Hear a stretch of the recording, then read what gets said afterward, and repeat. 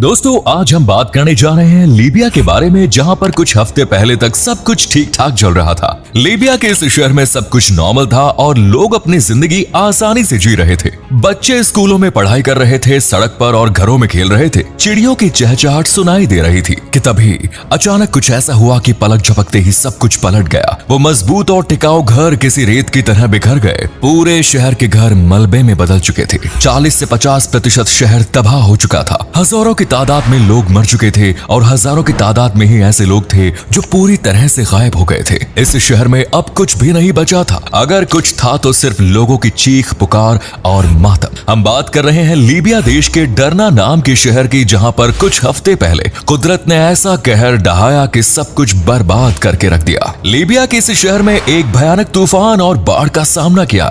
एक ऐसी बाढ़ जिसने पूरे शहर को मलबे में बदल दिया। इस खतरनाक तूफान और बाढ़ में शहर के 10,000 से ज्यादा लोग अपनी जान गंवा चुके हैं और इतने ही लोग अभी तक शहर से गायब हैं, जिनका अता पता नहीं है। असल में जो जानकारी मीडिया के द्वारा दी जा रही है वो भी पूरी तरह से सही नहीं है, क्योंकि मरने वालों का जो आंकड़ा बताया जा रहा है वो इससे कहीं ज्यादा है। इतना ही नहीं, हजारों की तादाद में लोग ऐसे हैं जो अभी भी मलबे के नीचे फंसे हुए हैं, क्योंकि इन दबे हुए हजारों लोगों में से कुछ ऐसे हैं जो अपनी जान गंवा चुके हैं, जबकि कुछ ऐसे हैं जो जिंदा है लेकिन उन्हें बचा पाएंगे या नहीं इसकी कोई उम्मीद नहीं है। मरने वाले लोगों का आंकड़ा इतना ज्यादा बढ़ चुका है कि उन्हें एक साथ दफनाया जा रहा है। एक बड़ा सा गड्ढा करके कई लोगों को एक साथ उस गड्ढे में दफना दिया जाता है। ये शहर समुद्र के किनारे बसा है और जैसे जैसे समय बीतता गया समुद्र के किनारे पर भी लाश से मिलना शुरू हो गए। ये लाश या तो खुद ही समुद्र के किनारे पर आ जा रही है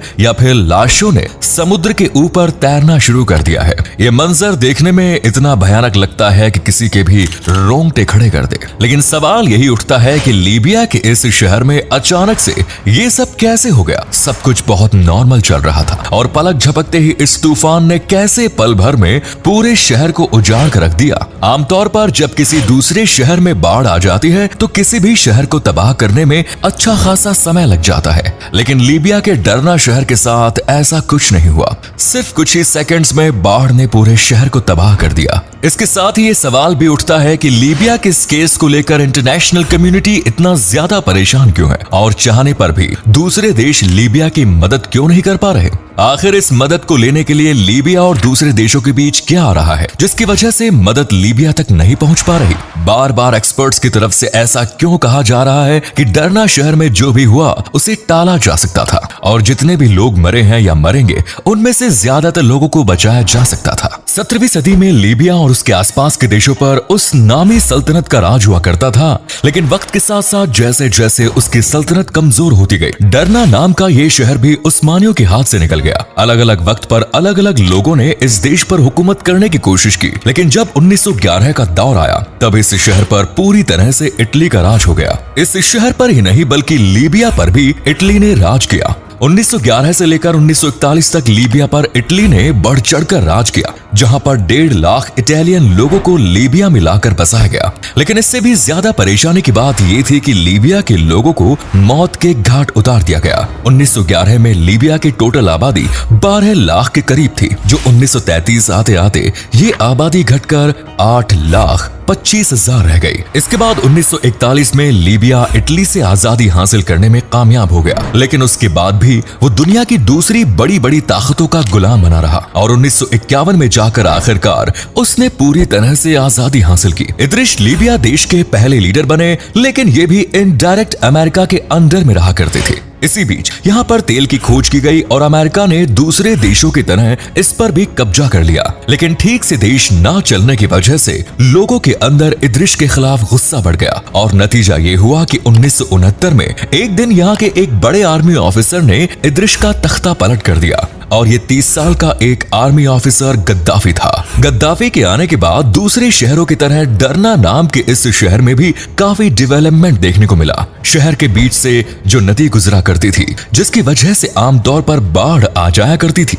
उस पर भी लीबिया की गवर्नमेंट ने बांध बनाकर इंतजाम कर दिया था। कच्चे तेल की वजह से जो कमाई होती थी वो भी लीबिया के दूसरे इलाकों की तरह इस इलाके में भी पहुंचना शुरू हो गई थी। अच्छी सड़कों का इंतजाम किया जा चुका था, अस्पताल बनाए गए और अच्छी फैसिलिटी देकर इस शहर को डेवलप किया गया। लेकिन 2010 और 11 के आते आते गद्दाफी के लिए हालात बदल चुके थे। अब लीबिया के बहुत सारे इलाकों में वेस्टर्न कंट्रीज के सपोर्ट से गद्दाफी के खिलाफ मुहिम चलाई जा रही थी। 2011 में नाटो पर भी हमला कर चुका था और आखिरकार गद्दाफी को कत्ल कर दिया। गद्दाफी को तो कत्लेआम करके मार दिया गया, लेकिन उसके साथ साथ लीबिया शहर की चकाचौंध भी चली गई, क्योंकि पूरी दुनिया जानती है कि गद्दाफी के जाने के बाद से लेकर आज तक लीबिया कभी भी सुखी नहीं रह सका, यहाँ तक कि कभी स्टेबल भी नहीं हो पाया। बेरोजगारी, भुखमरी, चोरी चकारी, कत्ल और दुनिया की कोई भी ऐसी बुरी चीज नहीं है जो आज के दौर में लीबिया के अंदर मौजूद न हो। डेमोक्रेसी के नाम पर उस दौर में नाटो ने मोहम्मद गद्दाफी को खत्म करके हुकूमत का सिस्टम तो बदल दिया, लेकिन अब हुकूमत पर बैठेगा कौन, ये खुद नाटो भी नहीं डिसाइड कर पाया। इसके बाद देश में ही एक ऐसी जंग शुरू हुई जो आज तक कभी खत्म नहीं हो पाई। पूरा लीबिया देश ही पूरी तरह से बर्बाद हो चुका है। फिलहाल लीबिया आज के दौर में दो टुकड़ों में बटा है। ईस्ट साइड के इलाके को अलग गवर्नमेंट कंट्रोल करती है और वेस्ट साइड को दूसरी गवर्नमेंट। वेस्ट साइड के इलाके को यूएन से मान्यता मिली हुई है। इसको शुरू से ही इटली, कतर जैसे देश सपोर्ट करते आए हैं और यूएन की मान्यता की वजह से अमेरिका का भी सपोर्ट इसके पास रहता है। जबकि ईस्टर्न साइड वाली जगह को यूएन से मानता नहीं है, लेकिन डिफेंसिव लिहाज से बहुत ज्यादा मजबूत है। उसको दुनिया के बहुत सारे ताकतवर देश जैसे कि रूस, सऊदी अरब, यूएई, इजिप्ट जैसे देशों का सहारा मिला हुआ है। इन दोनों ही गवर्नमेंट में पिछले कई सालों से जंग चल रही है और ये जंग है लीबिया पर कब्जा करने को लेकर। लेकिन आज तक ये जंग किसी नतीजे पर नहीं पहुंच पाई है। बदले में हजारों लाखों लोगों को अपनी जान जरूर गंवानी पड़ रही है। डरना शहर ईस्टर्न साइड वाली गवर्नमेंट के अंदर में आता है, क्योंकि ईस्टर्न साइड वाली गवर्नमेंट यूएन से मान्यता प्राप्त नहीं है। इसीलिए दुनिया के बाकी सारे देश भी इसकी मदद नहीं कर पा रहे हैं, क्योंकि उस गवर्नमेंट के साथ ना ही किसी की बातचीत है, ना ही वो किसी तरह से संपर्क कर पा रहे हैं। ग्रीस और तुर्की जैसे समुद्री इलाकों से शुरू हुआ एक तूफान उन समुद्री इलाकों से बढ़ता हुआ तूफान लीबिया की तरफ आया। दूसरे देशों की तरह इस तूफान से लीबिया को भी नुकसान नहीं होता, लेकिन तेज बारिश की वजह से डरना शहर के अंदर जिस डरना नदी के बारे में हमने आपको बताया था, उसमें जो बांध मौजूद है वो टूट गए। बांध टूटते ही यह तूफान एक बाढ़ का रूप बन गया और पूरे शहर में फैल गया, तबाही मचा दी।